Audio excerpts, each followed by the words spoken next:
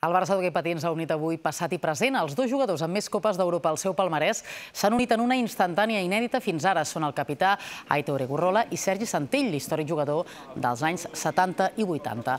Entre tots dos sumen 21 títols de la màxima competició europea.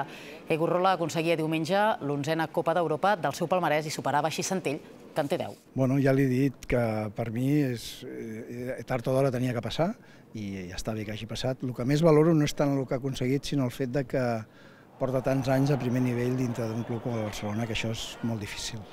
I 20 anys ha aconseguit 11 Copes d'Europa i crec que encara pot aconseguir alguna més.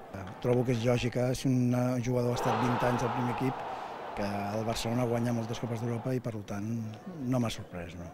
Les Copes d'Europa totes són especials, i t'ho dic de debò. La primera i l'última.